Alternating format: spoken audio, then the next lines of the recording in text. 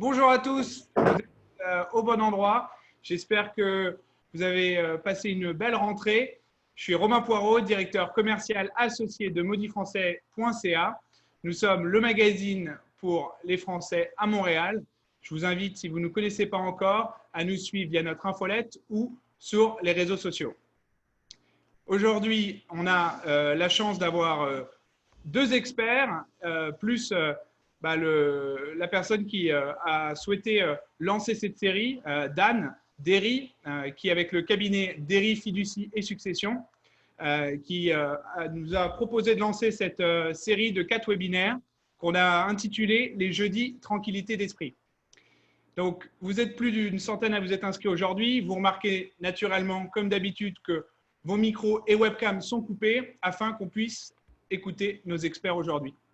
Mais vous en faites pas, comme d'habitude, vous pourrez aussi poser vos questions, que ce soit sur le Facebook Live, puisqu'on est en live sur Facebook, mais aussi via le Zoom. Et si vous voulez poser votre question en direct, dans la description du Facebook Live, vous trouverez un lien pour nous rejoindre côté Zoom. Si vous êtes sur Facebook Live et que vous êtes peut-être un peu plus timide ou sur Zoom, n'hésitez pas à mettre en commentaire vos questions et on les posera à nos experts aujourd'hui. Sur Zoom, ce sera Q&R ou Q&A en fonction de la langue de votre Zoom. On en revient tout de suite au sujet principal. Quelles sont les stratégies de planification fiscale pour les Français au Québec? Pour répondre à toutes nos questions, nous avons l'honneur de recevoir aujourd'hui deux experts. Jean-Philippe Sora, associé fondateur du cabinet d'expertise comptable Massa Sora Guimont-la-Vallée. Jean-Philippe a démarré sa carrière à Paris chez Mazars avant de se spécialiser dans l'accompagnement des entreprises étrangères ayant des filiales françaises. Il est aujourd'hui la référence fiscale du groupe pour l'ensemble des problématiques nord-américaines et transatlantiques de ses clients. Fort de son expérience, il s'est associé en août 2017 avec le groupe Massa et le cabinet Guimont-la-Vallée pour créer son cabinet à Montréal avec Massa Sora Guimont-la-Vallée. On a Avraham Aviat Teboul, conseiller en sécurité financière avec SFL Gestion de patrimoine. Entrepreneur dans l'âme, Avraham a bâti sa réputation de conseiller en sécurité financière au sein du cabinet SFL Grand Montréal. Grâce à ses expériences, il connaît les défis des gens d'affaires et des expatriés et assiste ses clients dans leur planification financière, en développant des solutions personnalisées, articulées autour de la protection, de l'optimisation fiscale et de la création de valeur. Il est aussi passionné, bien entendu, de finance, mais aussi dans le sport, et ça lui permet aujourd'hui d'avoir une vraie offre de coaching auprès de ses clients.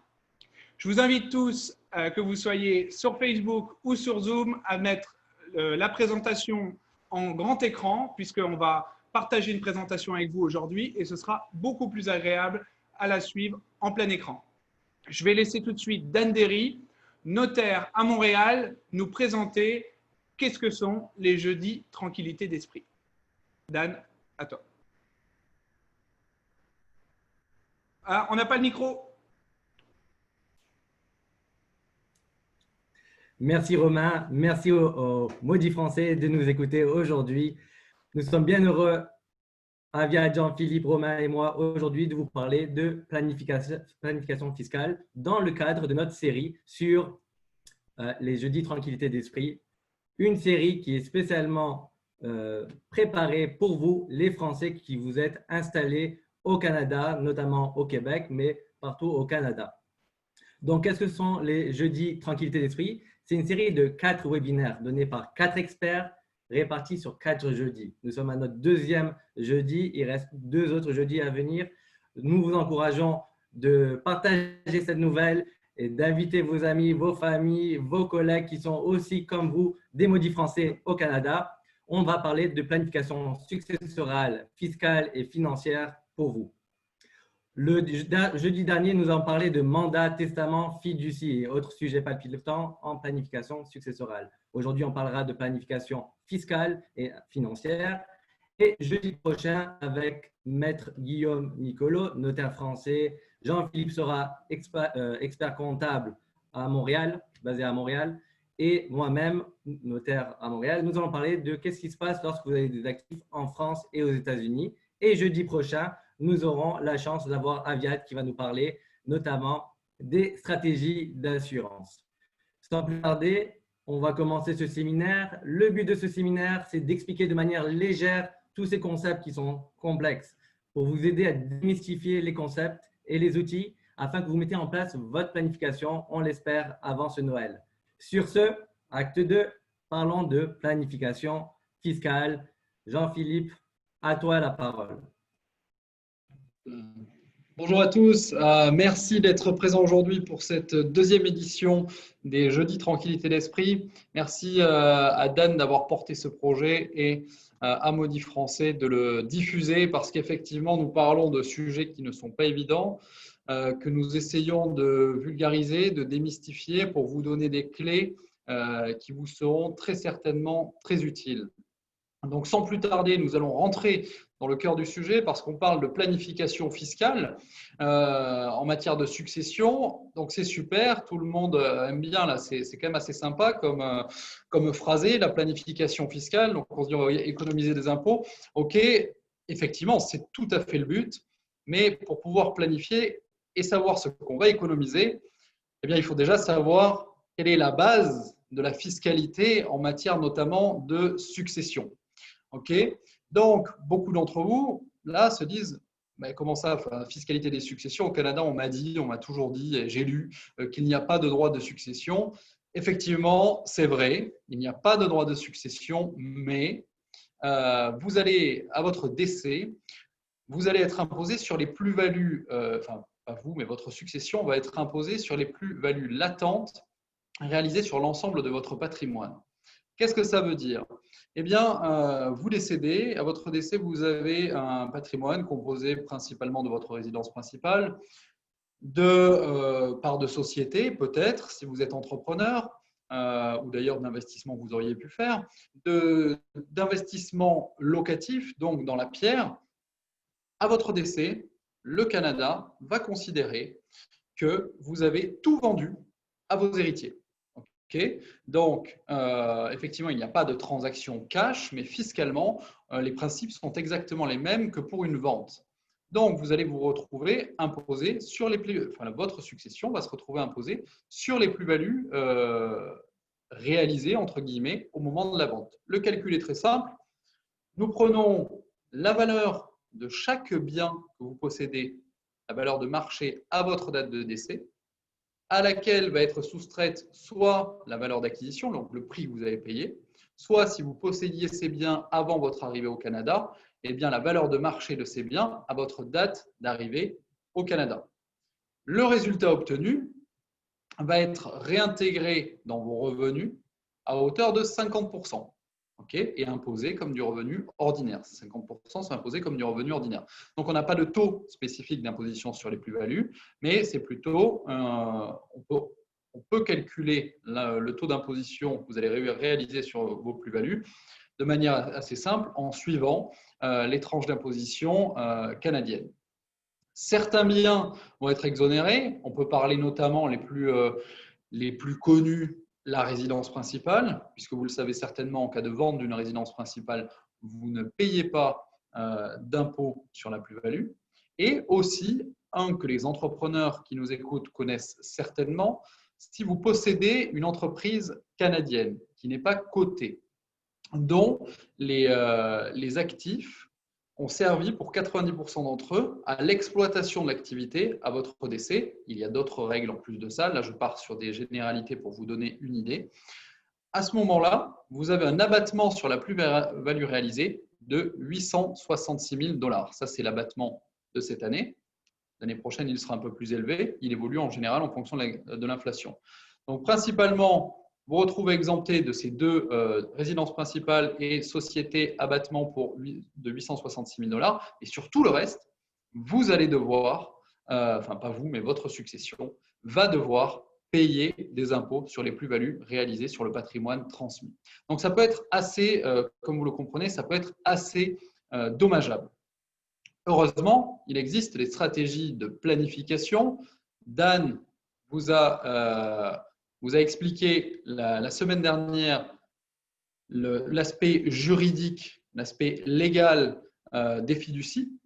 Et maintenant, nous allons parler de l'aspect fiscal de ces fiducies. Fiducies qui Dan, si tu peux changer le slide.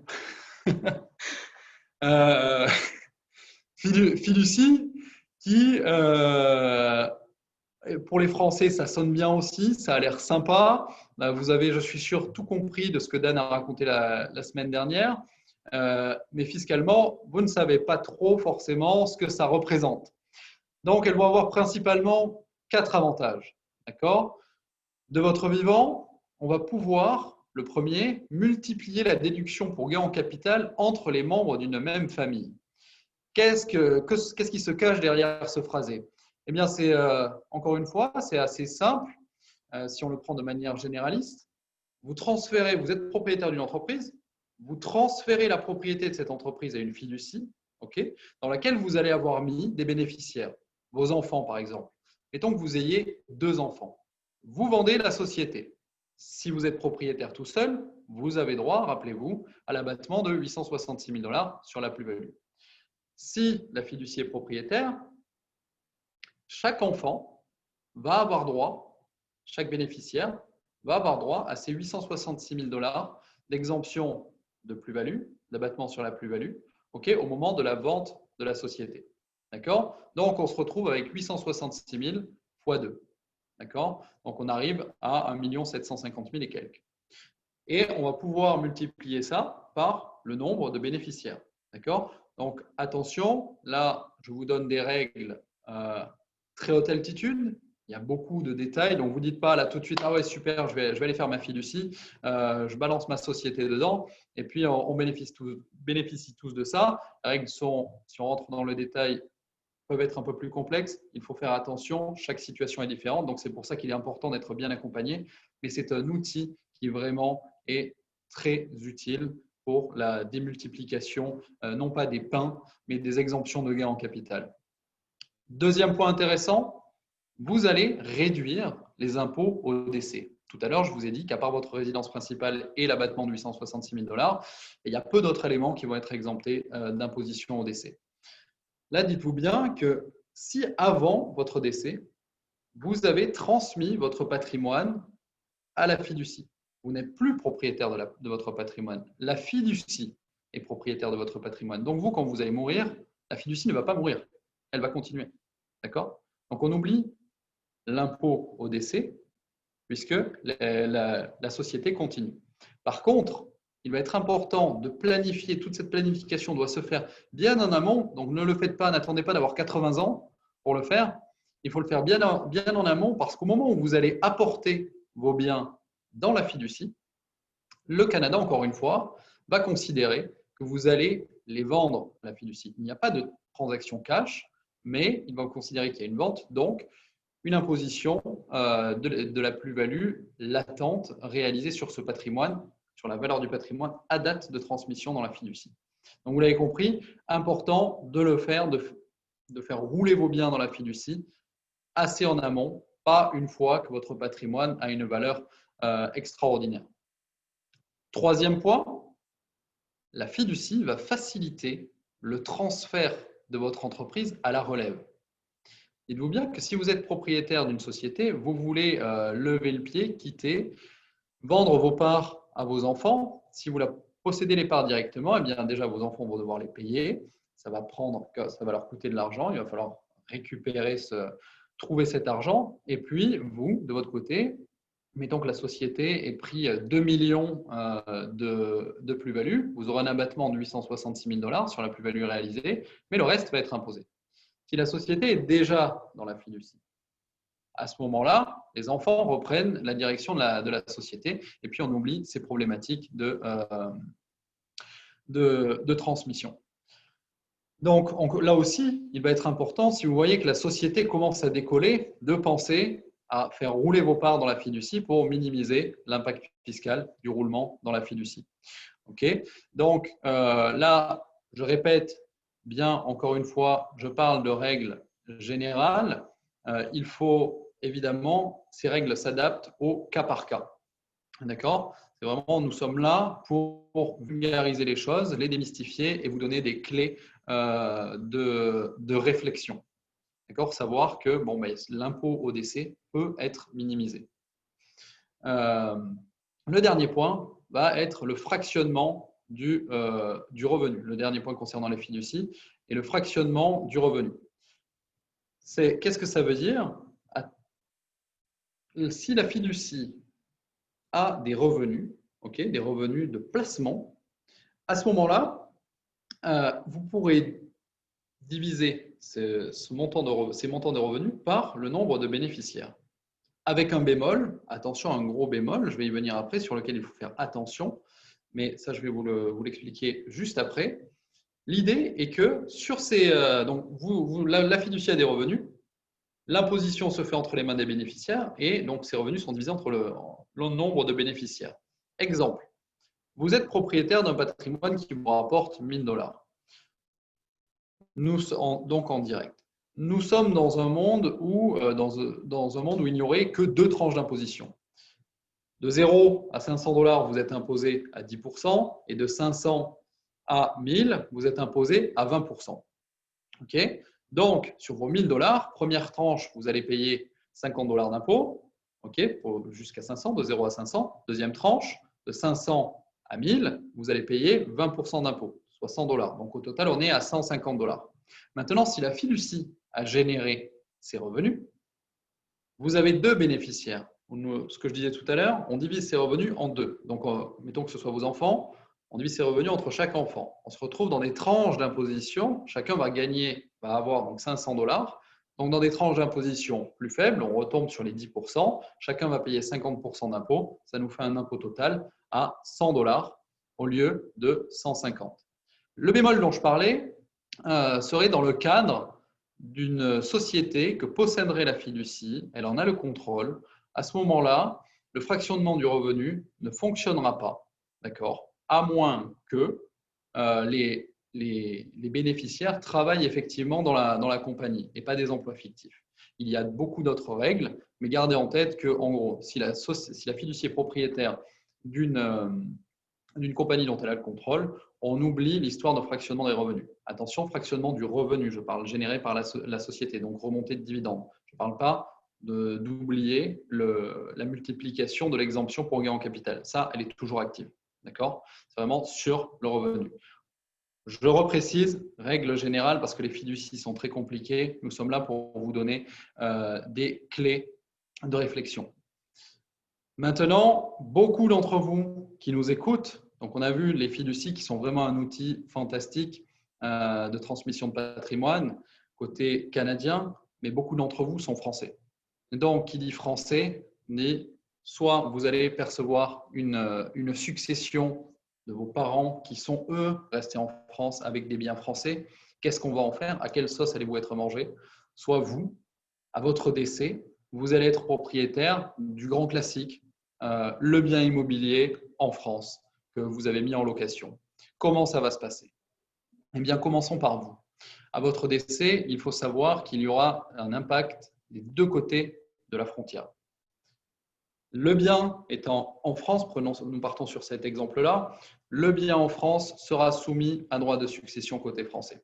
Côté canadien, nous repartons si le bien est détenu en direct.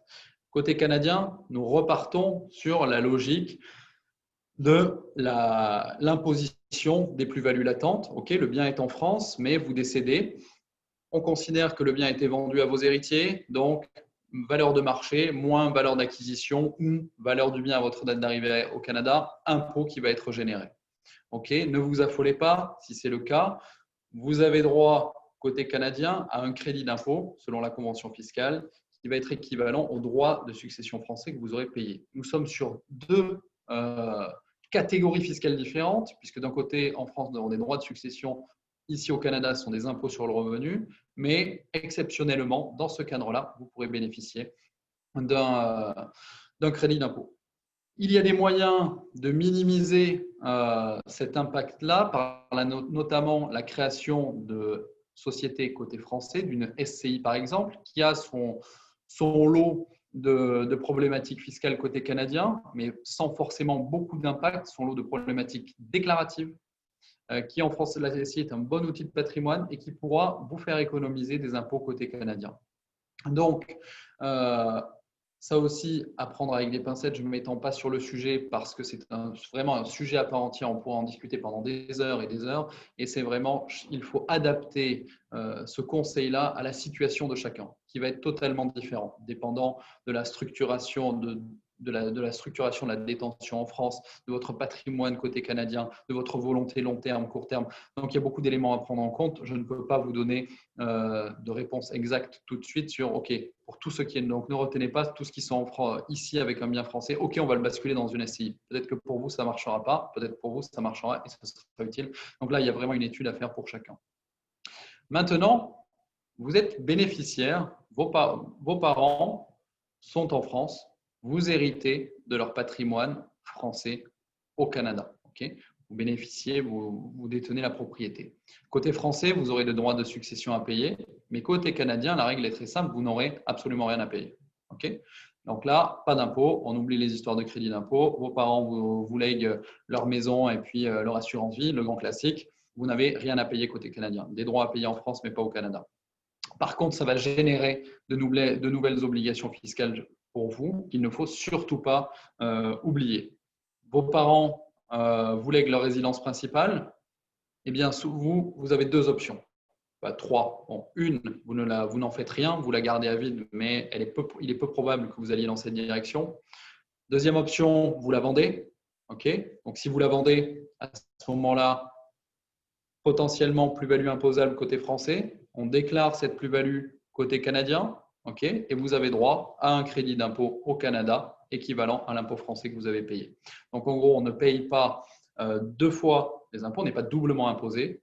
Et c'est le même gâteau qu'on va diviser en plusieurs parts différentes, d'accord, au niveau des impôts. Vous allez payer à deux personnes différentes, mais vous n'allez pas être imposé deux fois. Maintenant, si vous mettez ce bien en location, parce que pour raison historique, vous voulez le garder, vous êtes attaché à cette maison, vous voulez absolument la garder dans le patrimoine familial, vous la louez, à ce moment-là, vous allez déclarer en France vos revenus fonciers français, vous allez être imposé là-dessus en France, puisque la France aura la priorité d'imposition. Vous serez imposé en tant que non-résident à des taux qui vont varier de 20 à 30 20 si vous gagnez moins de 27 000 euros, 30 si vous gagnez plus de 27 000 euros, avec à cela s'ajoutent des prélèvements sociaux à 17,2 parce que vous n'êtes pas dans la communauté européenne. Côté canadien, vous déclarez ces revenus fonciers et vous avez droit à un crédit d'impôt au Canada équivalent aux impôts français que vous aurez payé.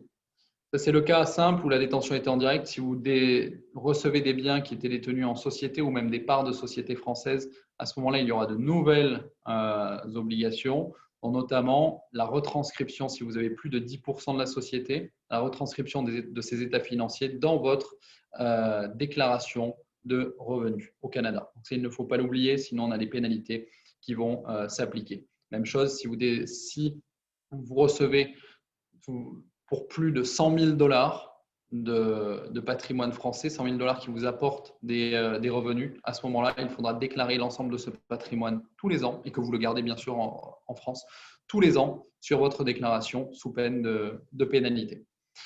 Voilà, donc nous avons eu un aperçu rapide de sujets qui sont quand même complexes, difficiles à traiter, mais j'espère que vous avez eu les clés qui vous seront utiles dans votre réflexion. N'hésitez surtout pas à nous contacter pour justement rentrer dans vos problématiques particulières parce que la planification se fait au cas par cas, il n'y a pas de généralité. Maintenant, je vais laisser la parole à Aviad Teboul qui va vous présenter, parce que pour transmettre un patrimoine, eh bien, il faut le construire.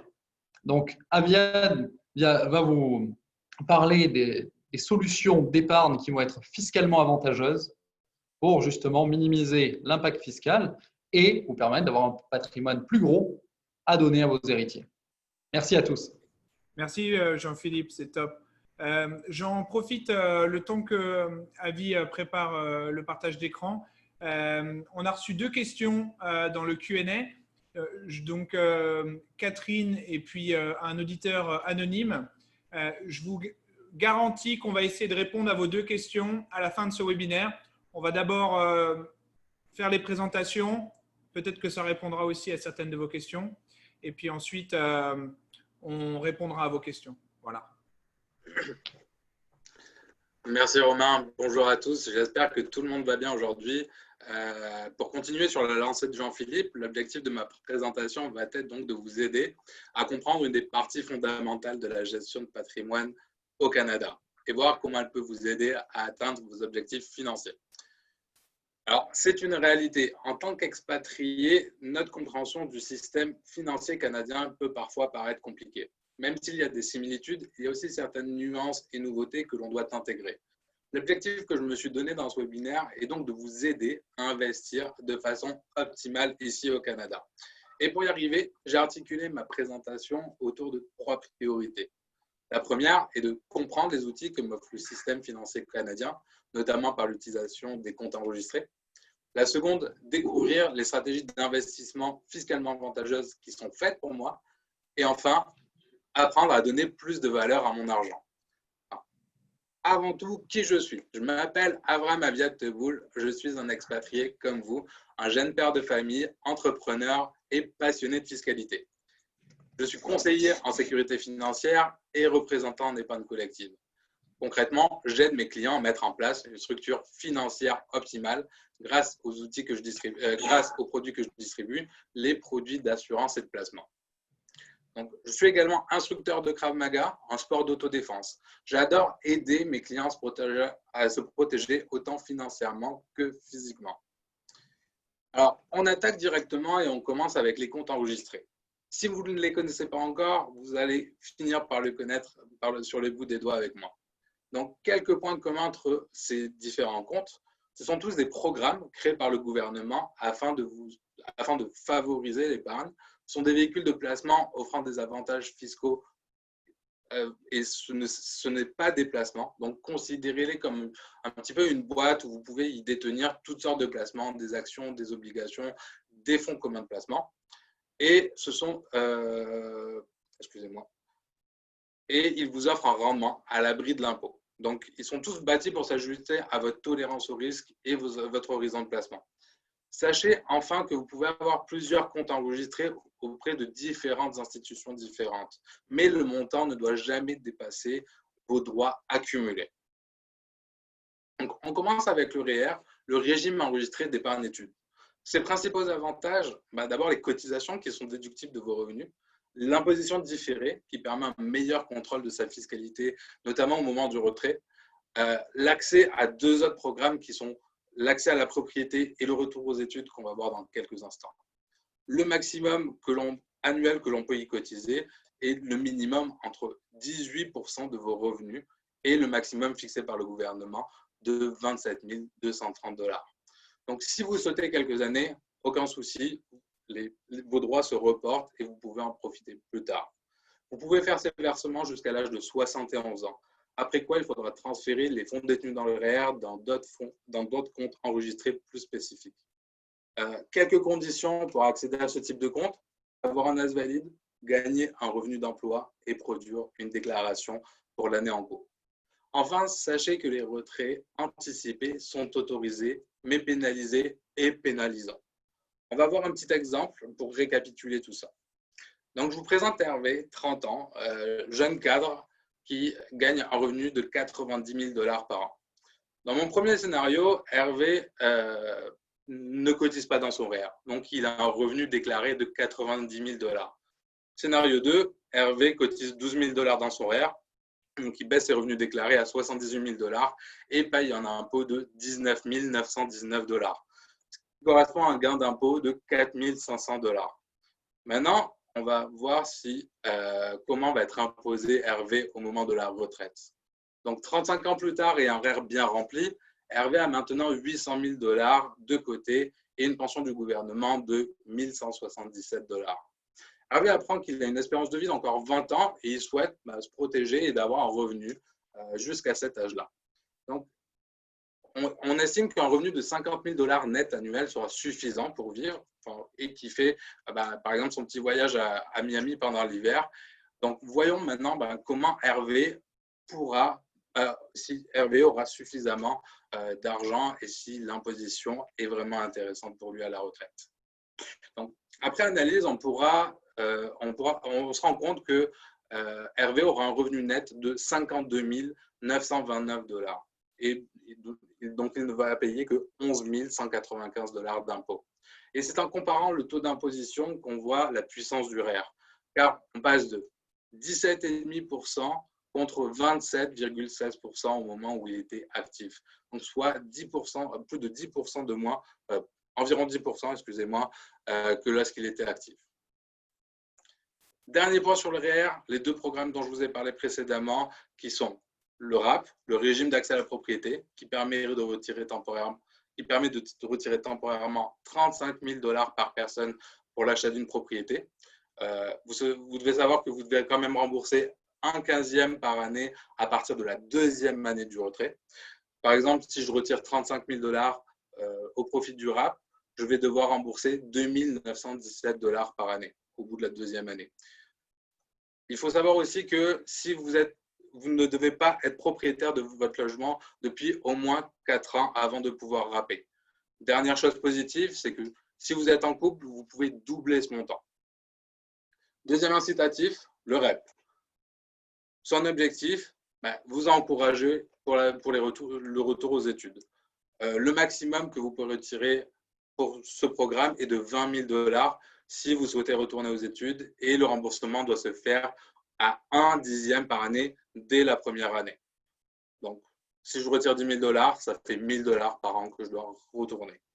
Attention tout de même, si vous devez rembourser ce montant-là. Si vous ne le remboursez pas, qu'est-ce qui se passe? Vous devez ajouter la différence à vos revenus imposables.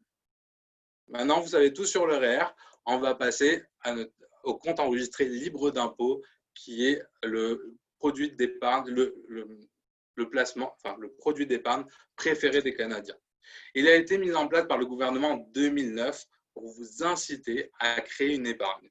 Son gros avantage, la croissance du capital qui est à l'abri de l'impôt. Autrement dit, vous ne payez aucun impôt, même au retrait. Pour y cotiser, vous avez 3 conditions à répondre. Habiter au Canada, avoir au moins 18 ans et avoir un AS valide. Vous pouvez voir sur le tableau les plafonds de cotisation qui sont fixés annuellement par le gouvernement. Et si vous cotisez trop, vous vous exposez à de fortes pénalités. La seule chose qui est dommage avec ce produit-là, c'est qu'on ne peut pas y mettre tout son argent. On va récapituler ça avec notre étude de cas avec Déborah, qui est une jeune avocate et qui souhaite se discipliner à l'épargne en mettant 250 $ par mois. Ce montant lui servirait pour faire face en cas de coup dur, mais idéalement, il lui servirait à un jour créer son entreprise. Elle se donne un horizon de placement de 10 ans et un profil de risque défini comme équilibré, voyant à quel type de rendement elle peut s'attendre et comment ses gains seront imposés.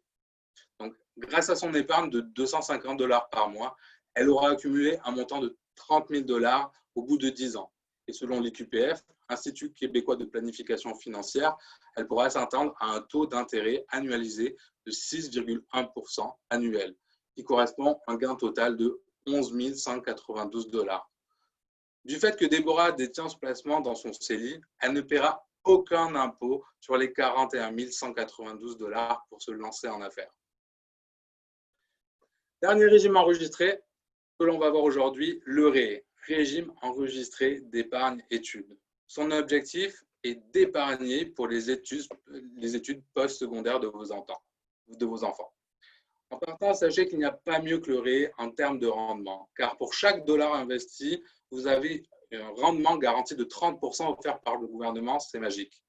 Donc, pour obtenir la subvention maximale du gouvernement, il vous faut cotiser 36 000 $, ce qui correspond à une cotisation annuelle de 2 500 $ par an et par enfant jusqu'à ses 17 ans, et une subvention du gouvernement correspondant à 750 $.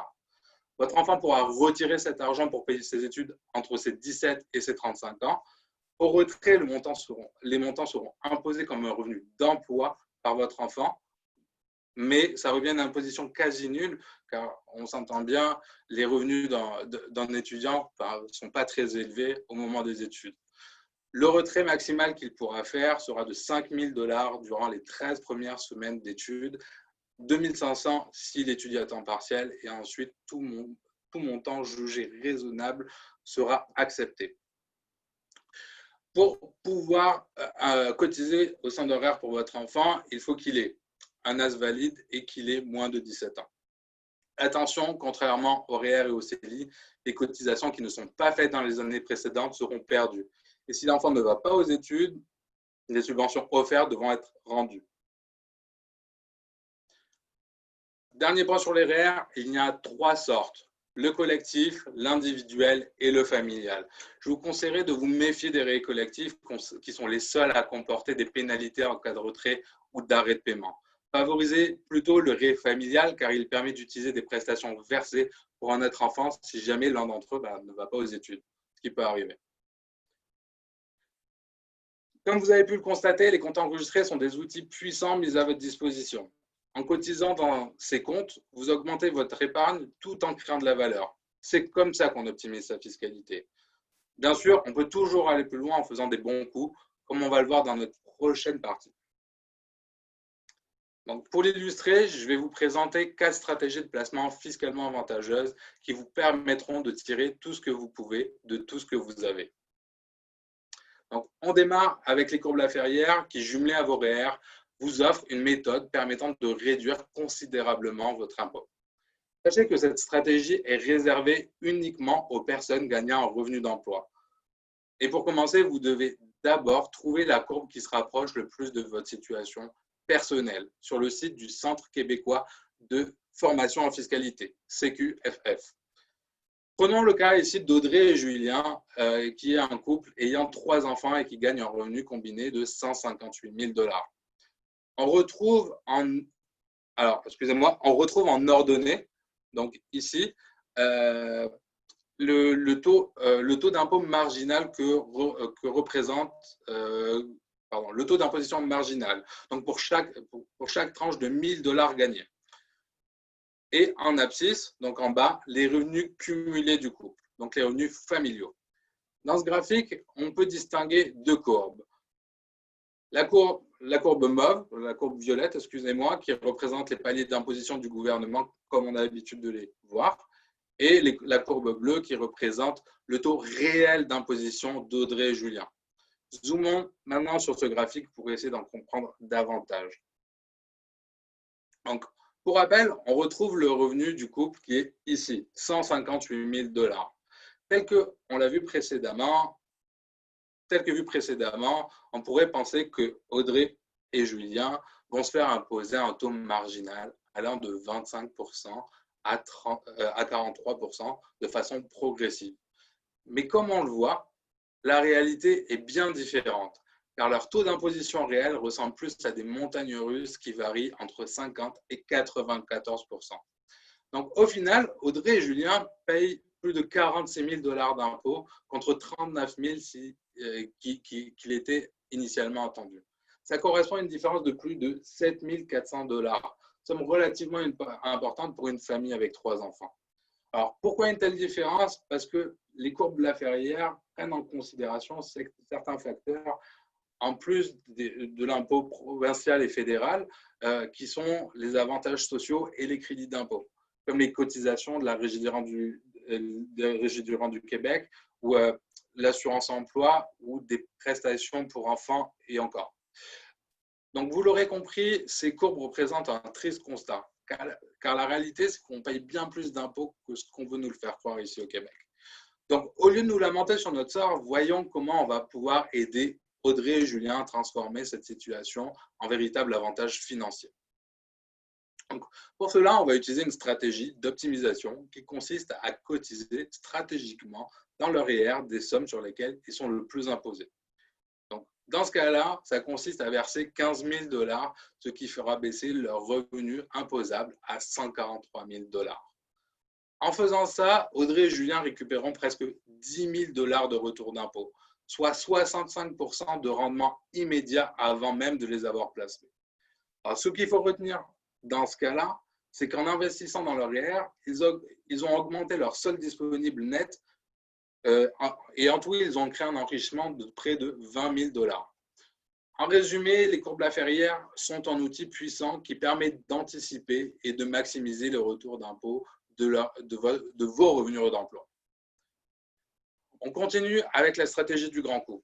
Cette stratégie consiste à emprunter une somme équivalente au retour d'impôt attendu dans les 60 premiers jours de l'année, ajoutez cette somme au montant que vous voulez investir dans votre REER, recevoir le remboursement d'impôt et rembourser enfin votre prêt. Prenons l'exemple de David, qui dispose de 7 000 $ qu'il veut investir et dont le taux d'imposition est de 40%. S'il investit en 2019 dans son REER, il en résulte un remboursement de 2 800 $. S'il est réinvesti dans son REER immédiatement, il aura donc au total 9 800 $ dans son REER, considérant les 2 800 qui seront déductibles seulement l'année suivante. Voyons maintenant ce qui se passe si David contracte un prêt REER en 2019. Pour calculer le montant du prêt REER qu'il pourra souscrire, on passe par cette formule. Dans notre cas, le montant sera donc de 4 667 $. Donc, en 2019, David pourra donc déclarer au total 11 667 $ de cotisation REER et recevra un remboursement de 4 667 $. Conclusion, avec un remboursement d'impôt qui prendrait 90 jours, un prêt qui lui aurait coûté 51 $, et cela lui aura créé un enrichissement de 1 867 $. Les 51 $ correspondant au taux d'intérêt qu'il aura payé sur l'emprunt qu'il a fait. Donc, ça correspond à un rendement de plus de 3 660%, alors qu'il n'a même pas encore placé cet argent, encore une fois. C'est pas mal impressionnant.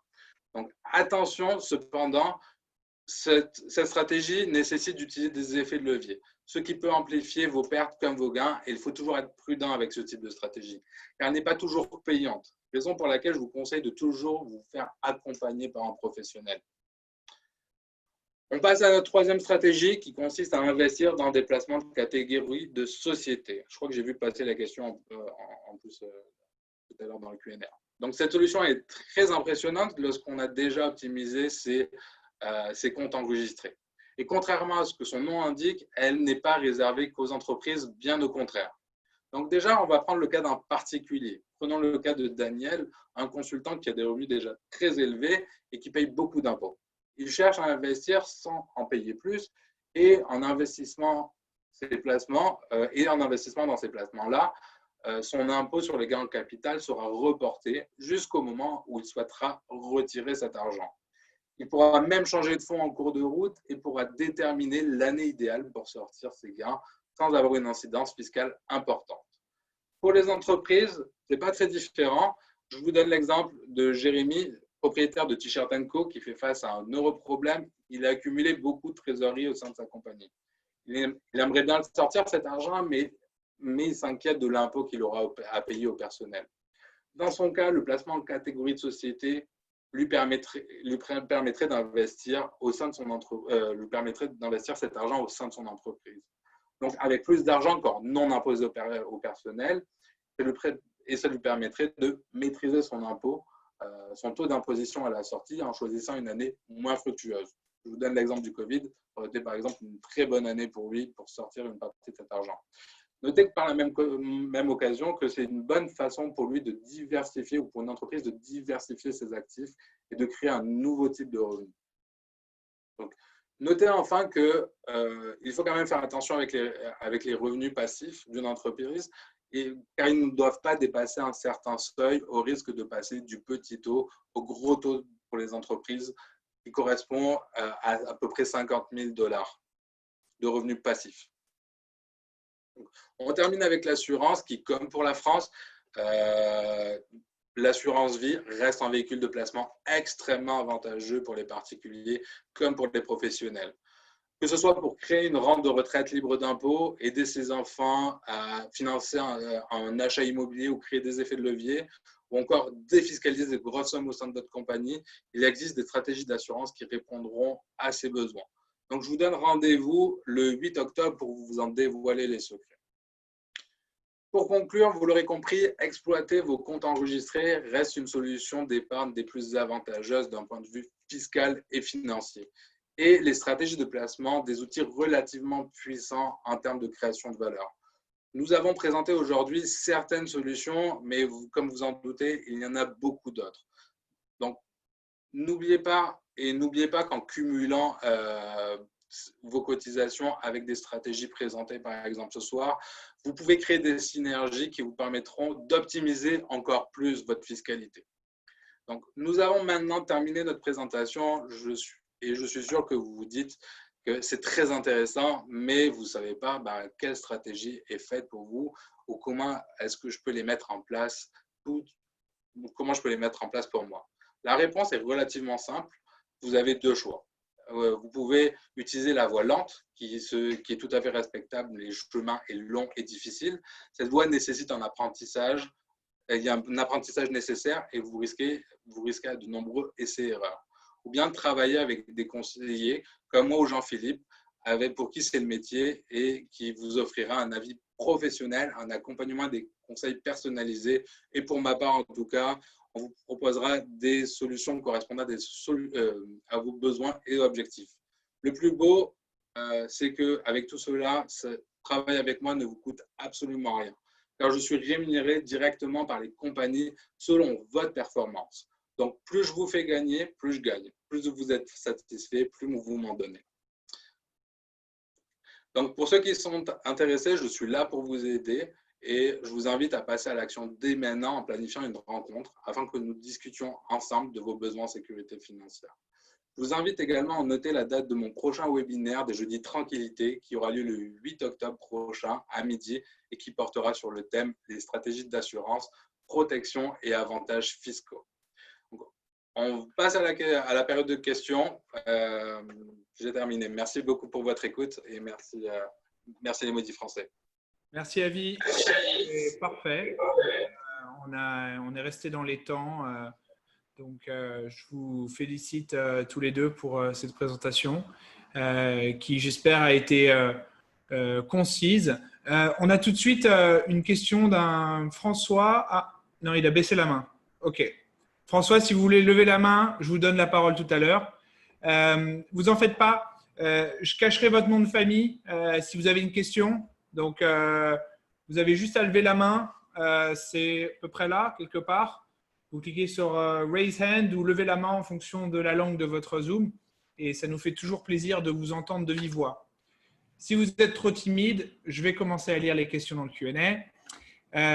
On a une première question de Catherine qui est « Bonjour à tous. Question pour Jean-Philippe. Existe-t-il au Canada des mécanismes similaires de report, sursis d'imposition en cas d'apport de titres de société à un trust ou une holding patrimoniale ?» Peut-être allez-vous aborder cette question après. Voilà, question de Catherine. Bonjour Catherine, merci pour la question qui est tout à fait pertinente. Mais effectivement, oui, il existe des mécanismes similaires. Vous citez deux possibilités. Soit vous apportez les parts dans une société qui serait une holding. À ce moment-là, si vous êtes propriétaire à 100% de la société, donc unique actionnaire, attention, de la holding, oui, vous pouvez avoir un sursis d'imposition. Donc, au Canada, on appelle ça faire un roulement. Vous faites rouler vos parts dans la société et à ce moment-là, vous pouvez avoir un sursis d'imposition. Si maintenant vous apportez vos parts dans une fiducie, ce sera possible, mais dépendant du type de fiducie.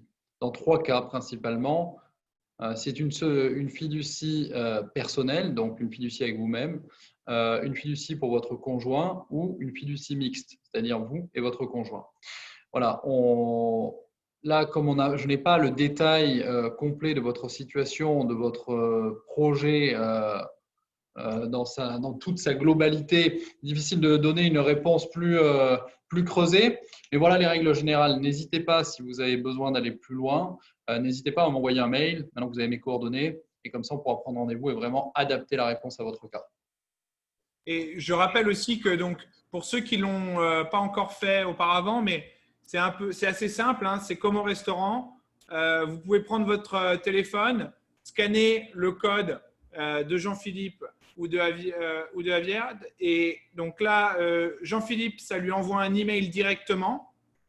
Et je vais tester le code de Avi. Avi, vous pouvez carrément prendre rendez-vous avec lui directement sur un agenda qui ressemble à ça. Donc, vous choisissez le jour, l'horaire Et c'est génial. Moi, j'utilise ça aussi à titre professionnel avec mes clients et c'est vrai que c'est très, très pratique. On va continuer avec une autre question d'un auditeur anonyme. Bonjour, je suis nu propriétaire et mes parents sont usufruitiers d'un bien immobilier situé en France, leur résidence secondaire entre guillemets. Au décès de mes parents, comment cela va-t-il se passer pour moi qui suis au Canada dans la région Ontario? Ok, encore une bonne question parce que là, c'est vrai qu'au Canada, la notion de démembrement de propriété, nue propriété usufruit est quasiment inconnue. C'est très utilisé en France pour les soucis de transmission de patrimoine. Mais au Canada, bon, c'est beaucoup moins connu. Donc, pour revenir à la question, il faut savoir que au moment du décès de vos parents, ce que je disais, normalement, il n'y aura pas d'impôt à payer côté canadien sur la part, donc l'usufruit qui va vous être transmis. Et plusieurs questions vont être soulevées.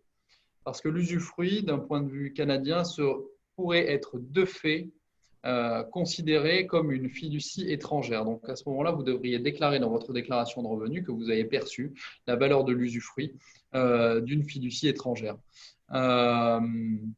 Et puis après, il va falloir se poser aussi la question de déterminer, là c'est une question qui est plus délicate et qui là aussi se fait au cas par cas. Je suis désolé, je répète toujours que ça se fait au cas par cas, mais c'est bien le cas en matière de fiscalité au Canada. Tout se fait au cas par cas. Il va falloir être à même de déterminer le prix de base du bien, qui va rentrer entre vos mains. C'est-à-dire que là, on a deux niveaux de propriété. Vous avez déjà une nue propriété. Eh bien, d'un point de vue canadien, combien elle vaut? Et l'usufruit qui va arriver dans votre patrimoine, combien il va valoir? Très important parce que quand vous allez vendre cette maison, si jamais vous la vendez, eh bien, on repart sur la logique de la plus-value. Et donc, il nous faut un prix ici, ça s'appelle le prix de base réajusté. Il nous faut avoir le bon PBR pour calculer la bonne plus-value. Voilà. Donc, dans votre cas aussi, n'hésitez pas à m'écrire un mail. On pourra en discuter plus longuement et trouver les réponses adaptées à votre cas. Merci Jean-Philippe. Si jamais il y a besoin de commentaires en plus, Dan, je te laisse aussi répondre. Donc, on a une question d'un auditeur anonyme qui est pour un ré familial avec 3 enfants. Peut-on transférer des sommes d'argent d'un enfant à un autre en dépassant le montant de 50 000 $ d'allocation par enfant, ou bien est-ce que le plafond de 50 000 $ continue de s'appliquer de manière stricte, que l'argent vienne d'un transfert ou non? Avis? Alors, il faut considérer que le 50 000 $, c'est le maximum que l'on peut cotiser au centre dans les REER. Par contre, ce que vous pouvez faire, c'est transférer vos REER d'une institution à une autre. Et là, c'est complètement autorisé. Dernier point, c'est que si vous êtes intéressé à cotiser plus, l'assurance vie restera la solution la plus intéressante d'un point de vue fiscal si vous souhaitez faire un montant, si vous souhaitez laisser un montant plus important à vos enfants. J'espère que j'ai répondu à la question. Mais on va le savoir dans le Q&A. Je pense que la personne, c'était un auditeur anonyme, donc la personne qui avait posé cette question, si elle est encore connectée. Je vois que pratiquement tout le monde est encore connecté, donc s'il a besoin s'il souhaite poser une question complémentaire, il pourra la poser. En attendant… Romain, je m'excuse juste. Aviad, si tu peux préciser si ta réponse s'appliquait pour les REER ou les REE. Les REE. La Ouais, question était par rapport aux REE. Ouais. Merci Dan, c'est bien de le préciser. J'ai donné la parole à Nadia qui avait une question à nous poser en direct. Si Nadia, tu arrives à activer ton micro parce que tu es encore en mute, on prendra ta question avec grand plaisir de vive voix. Je vois qu'elle n'est pas activée, donc on va continuer aux questions écrites. On a une question de Sabine. Que se passe-t-il avec le REER, si je repars en France? Je pense que c'est plus pour Jean-Philippe.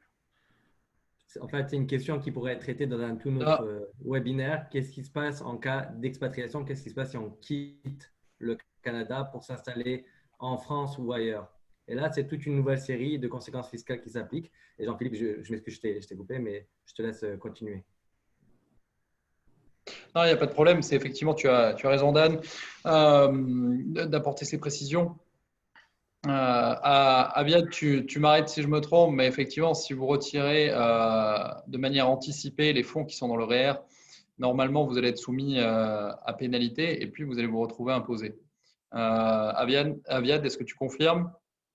Je n'ai pas la réponse à cette question, donc je ne me permettrai pas Je vais d'intervenir. vous répondre à cette question. Alors, c'est une question intéressante parce que les REER, il faut les comprendre. Le REER, c'est un régime pas libre d'impôt, mais un régime où on défère l'impôt, on reporte l'impôt à plus tard. Lorsque vous contribuez à votre REER de votre salaire, disons pour fin de conversation, vous avez 100 000 $ de REER et vous mettiez 20 000 $ dans votre REER. À la fin de l'année, lorsque vous faites vos impôts, vous déclarez seulement 80 000 $ de salaire imposable. Le 20 000 $ rentre dans un compte qui est enregistré, ça veut dire lié avec le gouvernement, que le gouvernement peut faire un suivi et il va grandir libre d'impôt. Le but de ce REER, le but de ce compte, c'est de vous fournir des épargnes pour votre retraite. REER, régime épargne retraite, enregistré retraite.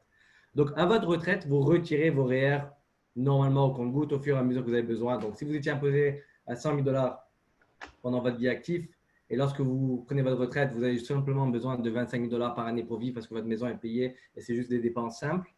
Donc, votre salaire, que vous allez retirer de votre REER, les revenus, l'argent que vous allez retirer de votre REER va être imposé dans vos mains à un taux plus bas puisque vous avez moins de revenus taxables.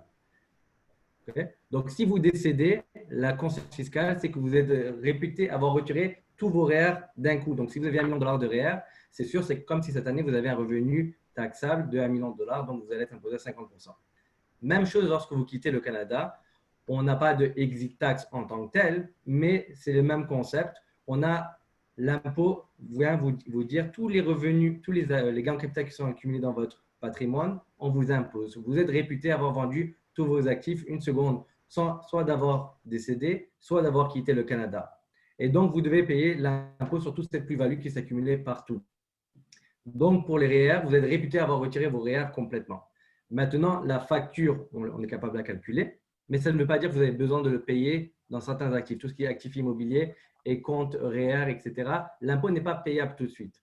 Par contre, il y a un truc qui est beaucoup plus intéressant. Il y a un petit loophole dans la loi qui fait en sorte que si vous êtes résident canadien et vous retirez vos REER d'un coup ou une somme importante de vos REER, vous allez être imposé presque à 50% dessus. Ce n'est pas nécessairement une pénalité, c'est juste que vous allez reporter l'impôt à plus tard. Et cet impôt a grandi pendant 20 ans libre d'impôt. Donc, c'est assez intéressant. Par contre, lorsque vous retirez l'argent tout d'un coup, lorsque vous êtes devenu non-résident fiscal canadien, pour une raison X, l'impôt tombe à 25% sur ces REER. Donc, c'est souvent une planification qu'on met en place lorsque les gens vont s'expatrier du Canada. On regarde leur REER, on leur dit ne touchez pas à votre REER et on va analyser la question une fois que vous êtes dans l'optique que vous quitterez le Canada. Donc, ça peut être plus intéressant d'attendre avant de retirer vos REER si vous comptez quitter le Canada. Par contre, si vous le conservez, juste faire attention de toutes vos obligations de divulgation fiscale dans l'autre pays. Que vous soyez aux États-Unis, en France ou ailleurs, vous devez normalement déclarer tous vos actifs financiers à l'extérieur du pays. Ce n'est pas une obligation canadienne d'un point de vue canadien, c'est l'obligation locale fiscale que vous avez. Donc, une fois de plus, vous pourrez garder votre REER, même si vous avez quitté le Canada. Il y a juste certaines choses à faire, comme pour n'importe quoi d'autre, qu'il faut planifier et s'organiser en conséquence. Eh ben, c'est une réponse qui justifie le fait que, comme tu disais, il y aurait peut-être un autre webinaire à faire sur ce sujet dans les séries et dans les prochaines semaines ou mois qui arrivent.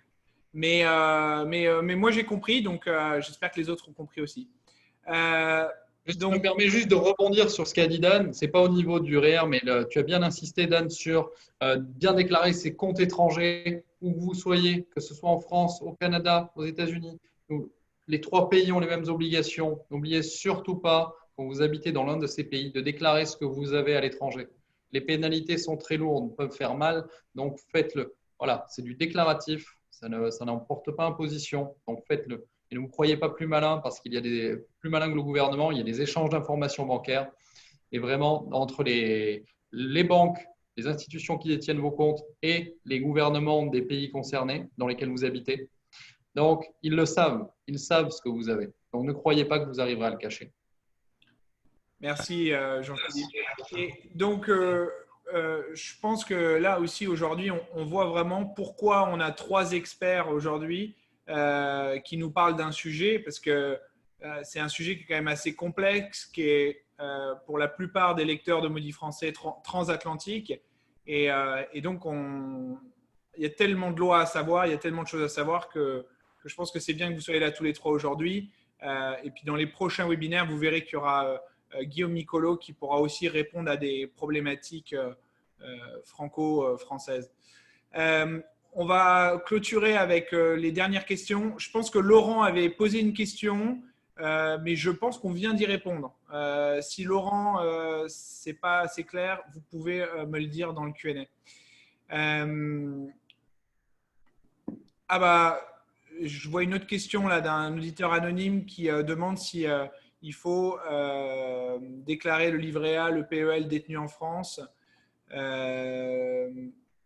Lequel doivent être déclarés aux impôts canadiens? Comment est-ce imposé? Bon, je crois que tu viens d'y répondre, Jean-Philippe, à ça. Très simple, ouais, c'est ça, j'ai parlé de la déclaration. Du moment, ce que je disais pendant le webinaire, du moment que vos actifs étrangers dépassent une valeur de 100 000 $ en cumulé, c'est valorisation des actifs personnels. Okay, donc, si vous avez un compte joint avec votre épouse, votre époux, c'est ça, vous avez 50% de cette valeur-là, avec certains actifs qui ne sont pas à déclarer, mais dans le cadre de la question que vous posez, livret A, PEL, PEA, tout ce que vous voulez, LDD, tous ces trucs-là, sont bien à déclarer sur votre formulaire T1135 si vous dépassez le seuil de 100 000 $ en cumulé. Et après, au niveau imposition, eh bien, c'est très simple. Vous allez aussi devoir déclarer les revenus tirés de chaque compte, d'accord, et être imposé comme tel par catégorie de revenus. Ok, livret A, intérêt, donc vous êtes imposé comme sur des intérêts. Entre parenthèses, taux ordinaire.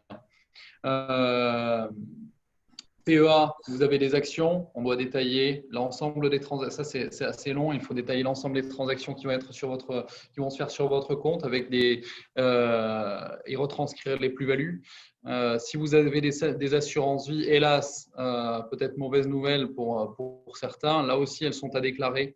Et le Canada, il faut savoir que le Canada, dans la majorité des contrats, ne va pas reconnaître le contrat d'assurance vie comme une réelle assurance vie canadienne, et c'est à raison puisque il n'y a aucune notion d'assurance dans les contrats d'assurance vie français. Donc, principalement, la quasi-totalité des contrats vont se voir imposer au Canada la prise de valeur du contrat pendant l'année. Et ce, peu importe, quasiment dans la majorité, peu importe le support. D'accord ?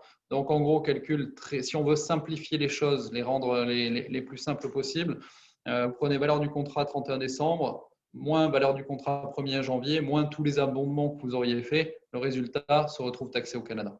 Okay, sous forme principalement, majoritairement d'intérêts.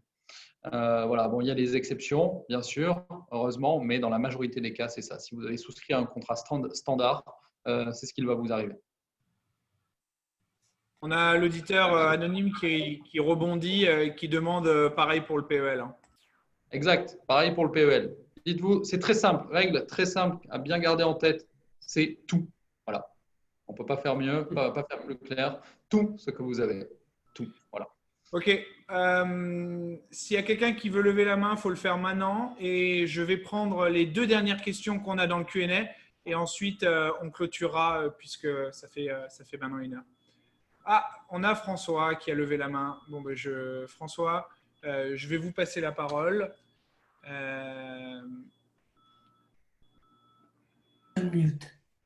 Et voilà, c'est bon. Oui, bonjour.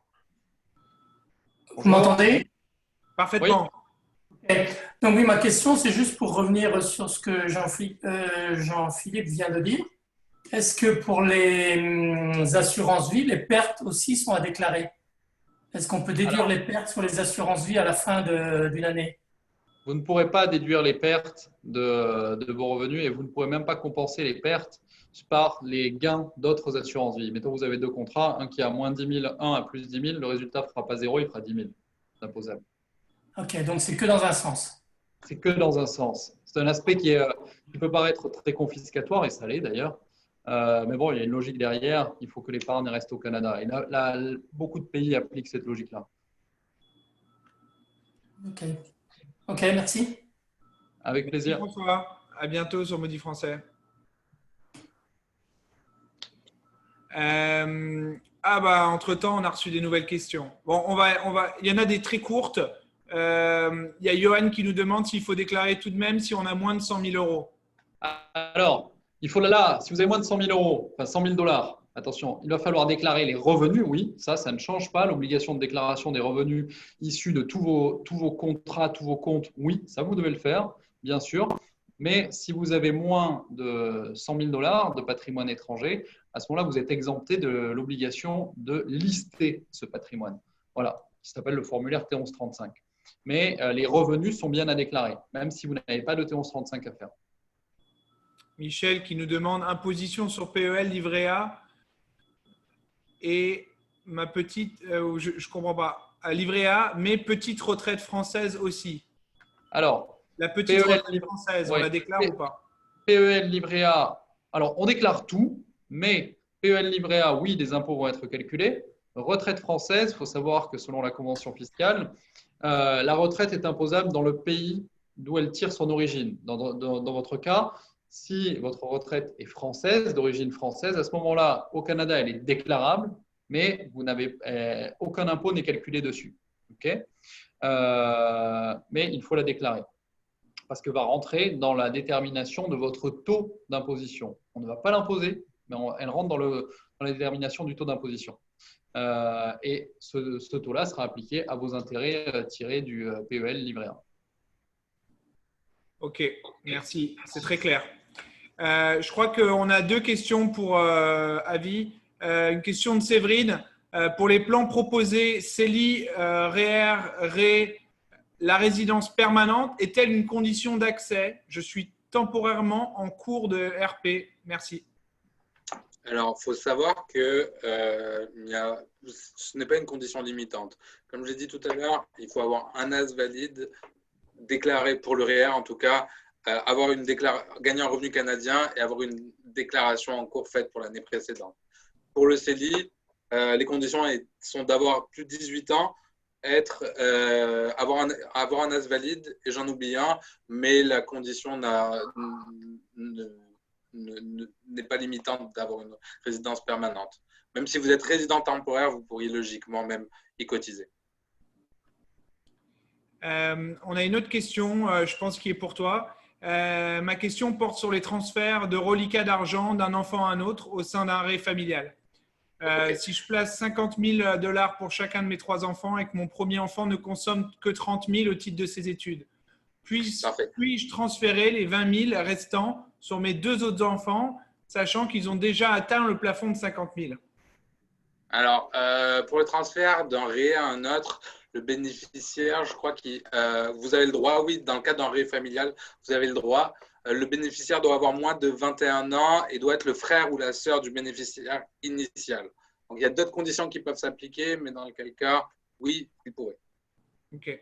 Même avec les histoires de plafond déjà atteints sur les frères et sœurs. Ça ne devrait pas poser problème. Magnifique. On va clôturer avec une dernière question d'un auditeur anonyme qui, je pense, est pour Jean-Philippe. Doit-on mettre à jour le T1135 chaque année si on dépasse les 100 000 $ ou si j'ai un nouvel actif étranger qui s'ajoute à mon patrimoine mondial? Alors oui, le T1135 est à produire tous les ans, sous peine de pénalités qui sont de 25 $ par jour de retard de dépôt, okay, parce qu'il est apposé en même temps que votre déclaration de revenus. Donc, à part cette année, normalement, l'échéance est au 30 avril. Si vous allez au-delà du 30 avril, c'est 25 $ par jour de retard avec un maximum de 2 500 $ par an. Donc, en gros, dites-vous que si vous avez oublié de déclarer, vous allez vous retrouver avec des pénalités de 2 500 $ par année de défaut de déclaration du T1135. Et effectivement, donc, vous déclarez tous les ans avec la mise à jour des valeurs. Et si vous possédez un nouvel actif, vous l'intégrez à nouveau. Voilà. Donc, pour ceux qui n'ont pas fait le T1135 et qui sont en train de se dire, oh là, ouais, si je me fais attraper, je vais me prendre 2500 $ de pénalité pour toutes les années de défaut. Il y a les procédures de régularisation qui existent, qui sont les procédures de divulgation volontaire, qui, si elles sont acceptées, permettent d'éviter ces pénalités-là. Merci, Jean-Philippe. Alors, bon, à chaque fois que je dis que c'est la dernière, il y a quelqu'un qui pose une question. Alors, là, c'est la dernière. Donc, c'est une question de François. Mais bon, je pense que… Ah non, il y a encore quelqu'un qui a posé une question. Bon, OK. Les deux dernières. Et puis après, c'est fini. On laisse les gens déjeuner. Donc, François nous demande, parce que je pense que la réponse doit être compliquée, parce que s'il y a plusieurs pays, tout ça, je pense que tu nous diras, Jean-Philippe, ou peut-être Dan, si on a travaillé dans plusieurs pays, comment les retraites ne seront pas imposées au Canada si elles sont émises dans les autres pays. Donc, bon, on ne connaît pas les pays, donc on ne connaît pas les conventions, je ne sais pas qu'est-ce qu'on peut faire. C'est un peu ça, effectivement. Romain, tu as raison. Le problème est qu'on ne connaît pas les pays. Dans le cadre de François, il me semble savoir qui c'est. Nous sommes en discussion en ce moment. Donc, effectivement, a priori, pour les pays vous concernant, oui, les retraites seraient imposées dans les pays d'origine des retraites. D'accord.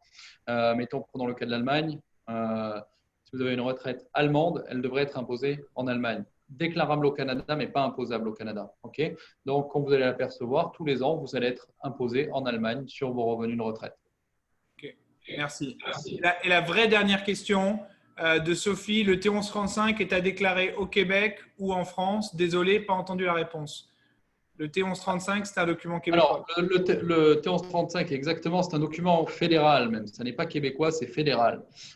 Côté français, du moment où vous êtes devenu non-résidente, vous n'avez plus de compte à rendre à la France à part sur vos revenus de source française. Okay. C'est tout. Vous faut déposer une déclaration de non-résidente en France avec vos revenus de source française. Côté canadien, le T1135 obligatoire. Si vous rentrez en France, habitez en France et vous gardez des actifs canadiens, vous aurez l'équivalent du T1135 à remplir côté français. Merci. Je viens de découvrir des questions qui ont été posées dans le chat et pas dans le Q&A. Thibaut qui demandait s'il pouvait avoir l'invitation pour le prochain événement avec Monsieur Teboul. Alors, vous allez recevoir, si vous êtes abonné à l'infolettre de Maudit Français, vous verrez qu'il y aura une invitation qui va partir à tout le monde. Et si vous ne la recevez pas, contactez-nous. Donc, bon, il y a plusieurs moyens. Vous pouvez scanner les 2 QR codes qui sont visibles là.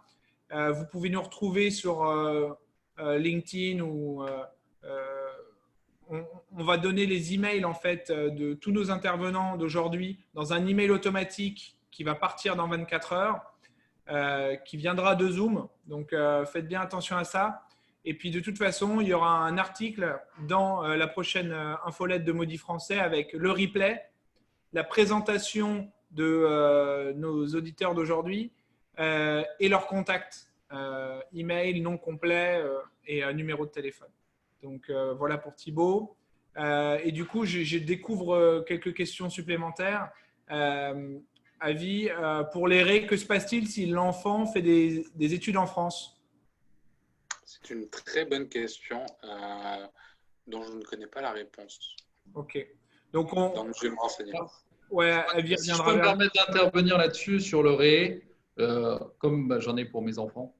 Ce qu'on nous a dit après vérifier sous couvert du contrôle d'avis, hein, bien sûr, c'est que pour disposer du RAE, il faudrait que l'enfant vienne au Canada faire à minima un semestre d'études, enfin avoir un diplôme canadien.